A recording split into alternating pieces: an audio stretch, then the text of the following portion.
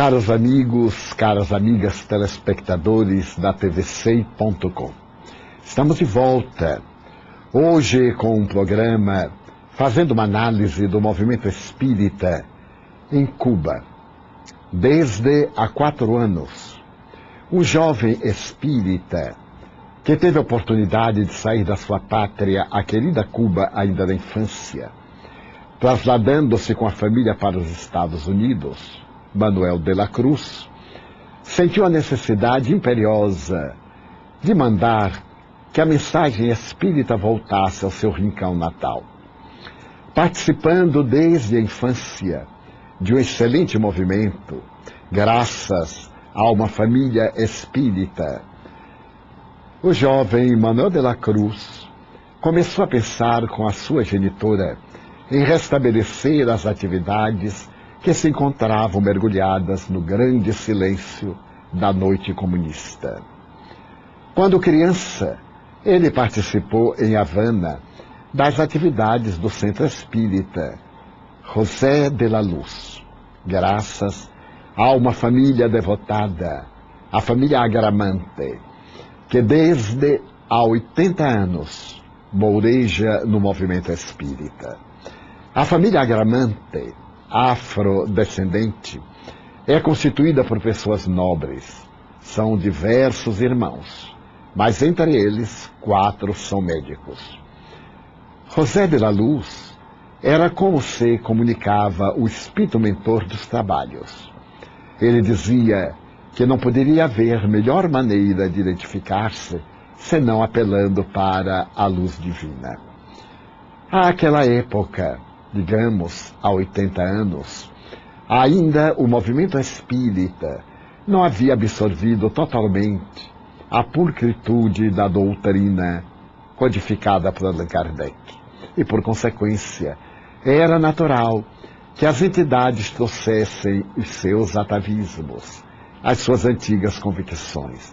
Mas este nobre espírito, através do seu médium, Cláudio Agramante, conseguiu realizar um ministério iluminativo muito grande. Quando veio a Revolução, há 50 anos, as atividades religiosas do país foram suspensas ou passaram a um rígido controle. Mas a família Agramante manteve o seu trabalho em diferentes regiões com abnegação e devotamento sob a iluminação da entidade gentil. Manuel de la Cruz e sua genitora, logo que chegaram a Miami, criaram uma filial da mesma entidade, uma instituição espírita, para que, nas terras abençoadas da América do Norte, pudesse florescer a árvore do Evangelho, conforme a promessa de Jesus a respeito do Consolador. Como dissemos no início, há 4 anos, Manuel de la Cruz, com a família Agramante, conseguiu, com a ministra de Religiões e de Orientação Religiosa, uma possibilidade de levar algumas pessoas a Havana para reunir os espíritas e, de alguma forma, criar uma entidade que pudesse produzir a unificação dos espiritistas. Cuba é um país onde o espiritismo encontrou a sua melhor ressonância nas Américas. Em um paralelo, podemos dizer que foi onde mais progrediu, inclusive em relação ao Brasil, tendo-se em vista a sua dimensão geográfica e a sua população. O movimento espírita em Cuba é caracterizado pela abnegação dos seus militantes desde há 108 anos, quando surgiu a primeira entidade espírita. É claro que o africanismo, mesmo antes de Allan Kardec, já havia criado aquilo que hoje se chama a santeria, que corresponde à Umbanda brasileira, em que se mesclam as comunicações espirituais, os fenômenos anímicos africanistas, a interferência das entidades indígenas, dos caboclos e etc. Mas realmente o movimento espírita começou a florescer quando surgiu a primeira entidade nos referidos 108 anos atrás. Os agramantes continuaram no seu mistério, dando pequenos cursos, realizando conferências, atendendo aos necessitados e mantendo as reuniões de caráter mediúnico. José de la Cruz, mantendo contato com eles, e eles, por sua vez, com a ministra de Estado, que abordava a questão religiosa, conseguiram, há 4 anos, em 2004, o primeiro taller internacional de Espiritismo. Uma maneira gentil, o primeiro encontro. E foram convidados alguns companheiros, nós inclusive. Mas na época, porque eu me encontrava comprometido com outras atividades desde antes, não me foi possível aceitar, porque a data não era colocada por aqueles que desejavam realizar o ministério, mas sim pela organização do governo comunista. E quando essa data foi estabelecida, coincidia com o programa anteriormente por mim estabelecido. Mas naquela época, conseguiram no máximo 20 pessoas. Nada obstante, já era um grande passo. A senhora ministra, que paradoxalmente chama-se Caridad, é uma senhora nobre, sem nenhuma vinculação religiosa, como teve a ocasião de dizer. Não tendo religião para ela, a sua religião é o ser humano. Promovê-lo, dignificá-lo, fazer dele um verdadeiro cidadão que possa ser útil à humanidade, eis a sua meta.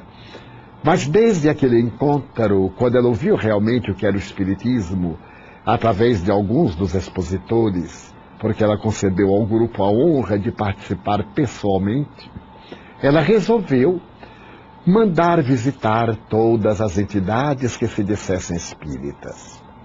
Cuba está dividida em 3 províncias: o Oriente, o Centro e o Ocidente. Então, alguns funcionários do governo passaram a visitar todas as instituições que se diziam espíritas.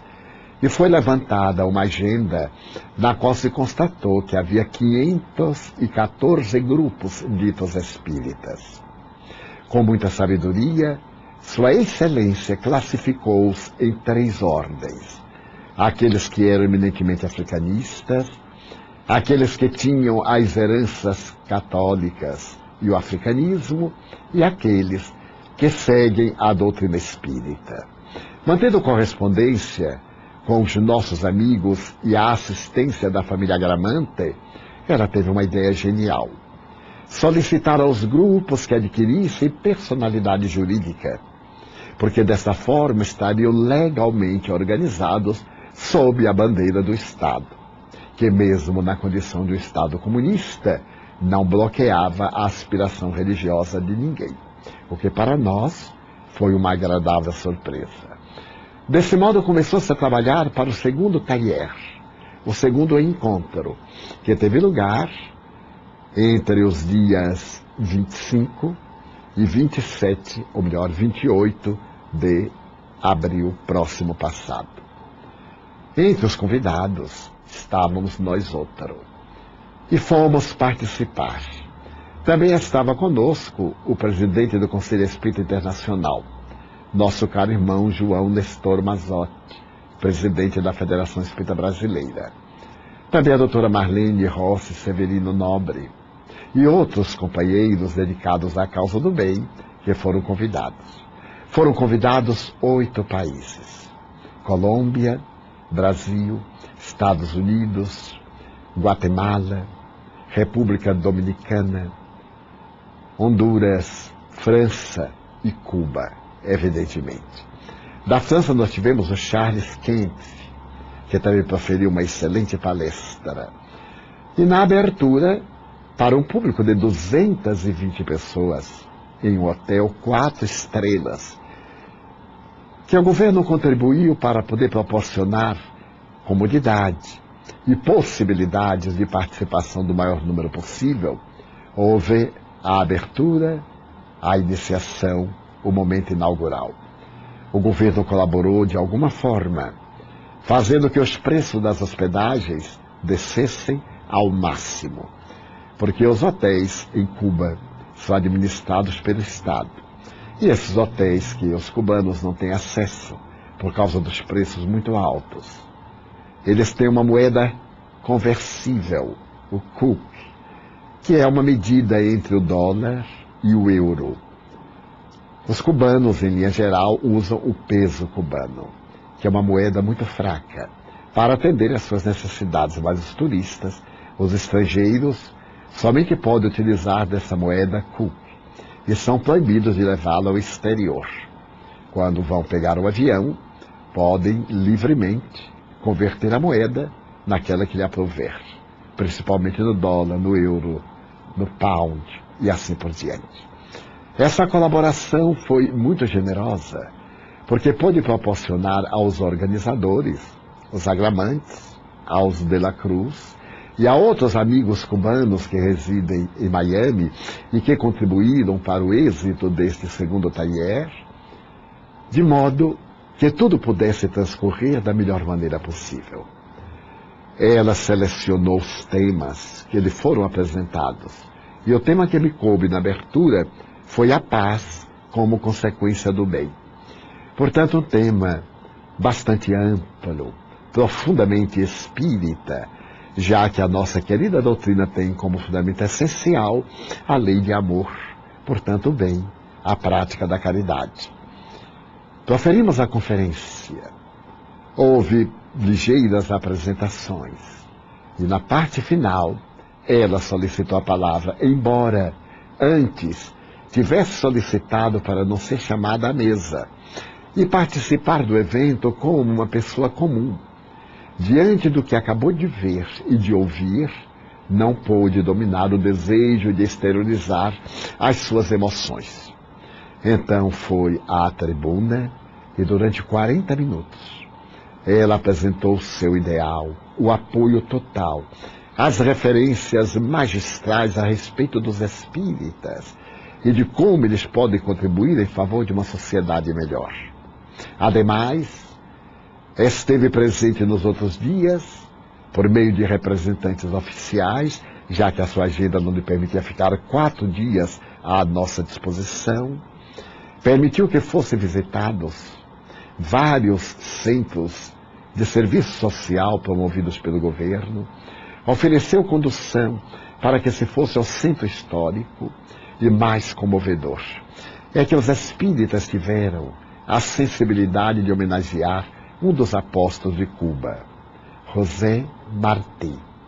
Martí foi um grande revolucionário no tempo em que o país era dominado pela Espanha, político, poeta, orador exímio, espírita. José Martí tem uma estátua em mármore de Carrara no coração da cidade de Havana. Então os congressistas estivemos na praça, homenageando com uma coroa de flores e entretecendo considerações a respeito da sua vida iluminada e iluminadora. Logo depois, as atividades de abertura, de prosseguimento, e nós, pessoalmente, abordamos 3 temas. O segundo tema que nos coube, no segundo dia do congresso, foi a respeito de educação e disciplina da mediunidade. E no encerramento, em uma catedral que foi cedida particularmente para um público de 600 pessoas, nós proferimos uma palestra sobre o tema, também por ela dado, fé, esperança e caridade. Nesse ínterim, os outros oradores expuseram, com rara felicidade, aquilo que o Espiritismo tem de melhor dentro dos temas que deveriam ser enfocados. Desfilaram trabalhadores da Seara. Estiveram presentes representantes de 30 instituições, porque pela primeira vez, nestes 50 anos de Revolução, abria-se um precedente. Os espíritas de outras províncias podiam vir a Havana para participar do evento.